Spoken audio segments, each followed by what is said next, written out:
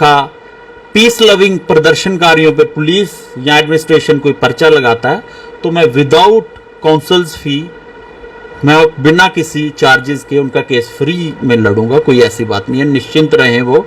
अब आप डोगरों का दर्द समझ रहे हैं शायद, क्योंकि आप भी डोगरा हैं और जो इस वक्त हालात है वो डोगरों के साथ है। नहीं, बात ये है कि यही है हमारे लोग, हमने इन्हीं के बीच में जीना मरना है, सीधी सी बात है। तो वो कहाँ पे हैं जो कहते हैं आऊँ बैठेगा, जो कहते हैं जम्मू जम्मू, जो कहते हैं जो वो एमपी साहब बाहर बूटा एक लगा हुआ उधर बैठेंगे उसके ऊपर, यहाँ पे दो लोगों के बीच में तो मिल ही नहीं रहे हैं।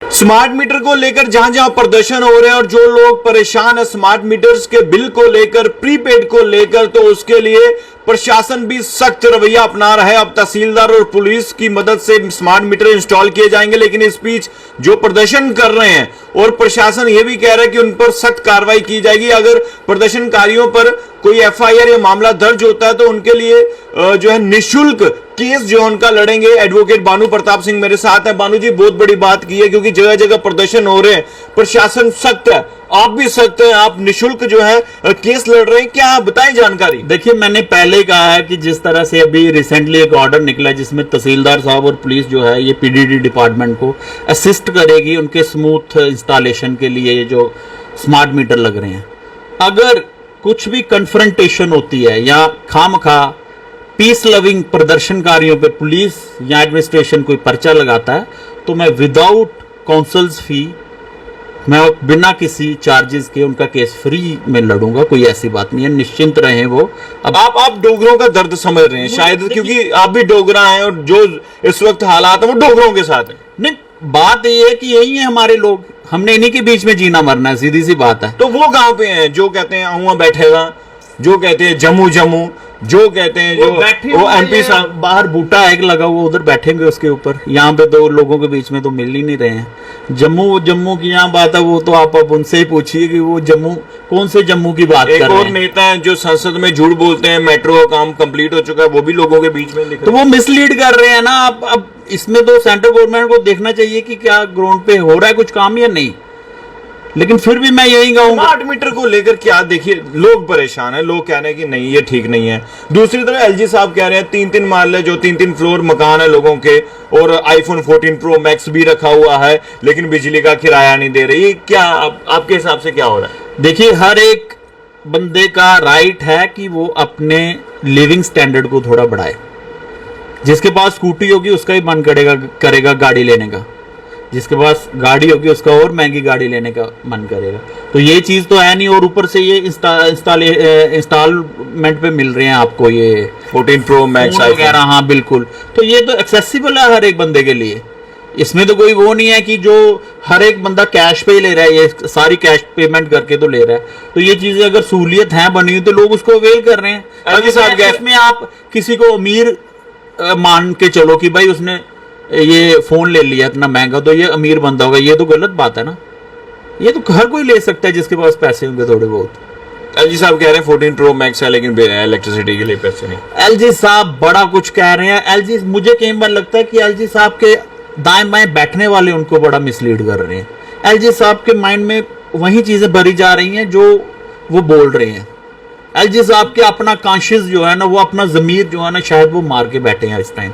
और मुझे इतना दुख होता है कि आप लोगों के मसले समझ नहीं रहे और ऊपर से लोगों को पीछे भी इन्होंने कहा आप जम्मू के लोग चोर हैं। हम चोर हो गए, यानी कि हम बिजली के बिल नहीं देते हैं, और कौन दे रहा आपको बिल?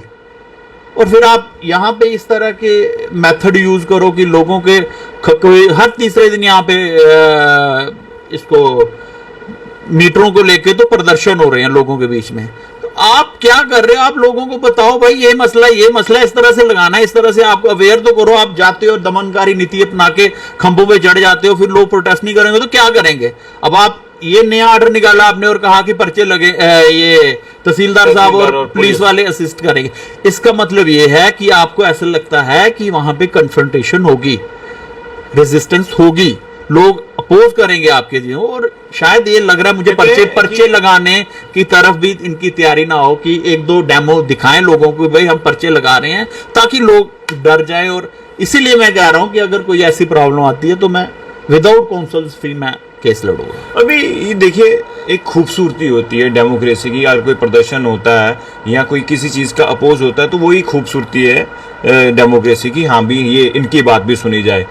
क्या लग रहा है कि अब यहाँ तक जो इस वक्त सिचुएशन है, देखिए इन्होंने वो चीज़ मानी ही नहीं है।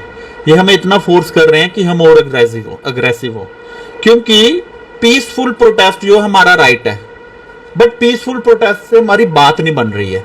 We are not being heard by the administration. इस बात को तो आप मान के चलो ना। तो उसको और ज्यादा अगर हम अग्रेसिव होंगे तो ये एक मैसेज ये फैलाएंगे कि ये जी देखिए लोग जो हैं ये भड़का रहे हैं एक दूसरे को, या ये गलत स्टेप उठा रहे हैं, लेकिन आप उनको मजबूर कर रहे हो कि वो कुछ ऐसा एक्सट्रीम स्टेप उठाएं कि आपको कल को ये प्रॉब्लम ना बने। मानो जी सोशल मीडिया का जमाना, हर एक वीडियो तेजी से वायरल हो जाती है। ये प्रदर्शन जम्मू में हो रहे हैं, कश्मीर से एक वीडियो नहीं वायरल हो रही। अब वहां पे एक अपीजमेंट पॉलिसी होती है, उनकी गुड बुक में उन्होंने रहना है, इन्होंने भी रहना है। और मुझे ऐसा लगता है कि कल को असेंबली इलेक्शन में हो सकता है कोई कश्मीर सेंट्रिक पॉलिटिकल पार्टी से ये नेक्सिस ना कुछ बना लें सरकार बनाने के लिए। कुछ भी हो सकता है। आपने पीछे भी देखा है कि क्या क्या किस हद तक चले गए थे। जब जम्मू वालों ने वोट डाल के इनको जिताया तो सरकारें कहां जाके बनी थी। उन लोगों के साथ देवर पोल्स अपार्ट। पीडीपी और बीजेपी तो क्या वो बनता ही नहीं था, आप समझ रहे हो। बिल्कुल, वो तो कोई कॉम्बिनेशन ही नहीं बनता था।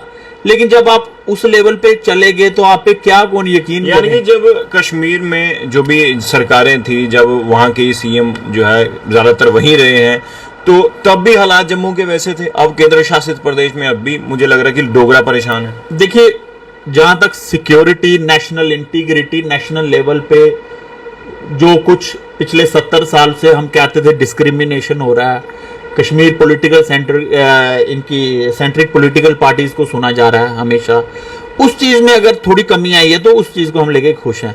मगर आपने हमें किस तरह का ट्रीटमेंट दिया उसके बाद, आप ये देखिए। मैं ये चीज कह रहा हूँ, आपकी नदियां बहेंगी, दूध के बीच में पानी मिक्स हो गया। अब प्योर दूध तो है नहीं, तो ये भी पानी बीच में डाल के आगे। रविंद्र राणा का मैंने इंटरव्यू किया था, कह रहे थे मेरी हमारी सरकार आने तो बिजली पानी फ्री। देखिए ये एक लॉलीपॉप होती है। मैं आपको सच कहूं तो ये टैक्टिक्स होते हैं। इलेक्शन आ रही है, चाहे वो पंचायत की है, चाहे वो कॉरपोरेशन की है, चाहे वो असेंबली, वो ड्यू है। इस टाइम इन्होंने आपके पास वो ट्यूब होती है ना मलहम लगाने वाली, वो लेके अभी फिरेंगे। ये हर एक के पास एक एक ट्यूब होगी। वो आपके जनता के पास क्या है? जनता के पास गुस्सा है, जनता के पास डंडा है और बड़ा कुछ है। बट ये वो ट्यूब लेके आपको फेरेंगे आपके जख्मों के, आपको घर में बैठ के कहेंगे बताओ क्या दुख है, ये हो गया वो हो गया, ऐसा कुछ नहीं है, हम आपके साथ हैं।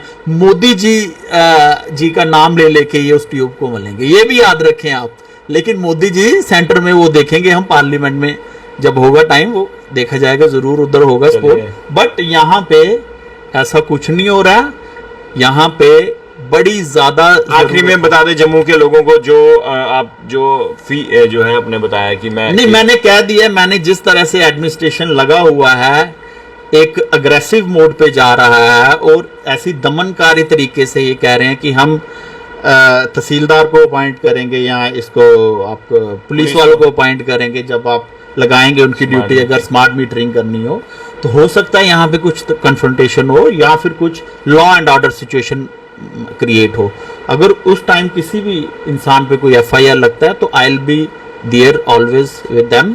कोई भी लीगली सही होना चाहिए। यस, और कोई भी लीगली उनको असिस्टेंट चाहिए होगी तो शुक्रिया। तो भानु प्रताप जी एडवोकेट, इन्होंने बड़ा ऐलान कर दिया जो हालात जम्मू के हो रहे हैं और खासकर जो डोगरे सड़कों में आकर प्रदर्शन कर रहे हैं। दूसरी तरफ हमारे माननीय उपराज्यपाल मनोज सिन्हा कह रहे हैं 3-3 फ्लोर के घर हैं, 14 Pro Max आईफोन है और तमाम चीजें हैं, लेकिन बिल नहीं है दे रहे हैं। तो इस तरह की बातें लोगों को और दिक्कतें जो है वो डाल रही है, लोग और खफा हो रहे हैं एलजी साहब से। और बहुत सारे लोग ये कह रहे हैं एलजी साहब आप वापस यूपी जाओ, ये जम्मू के कुछ लोगों का कहना है। आपको क्या लगता है? खबर देकर अपनी राय जरूर कमेंट बॉक्स में रखिएगा। देखते रहिए भारत मिनट, कैमरामैन शैलत्री के साथ।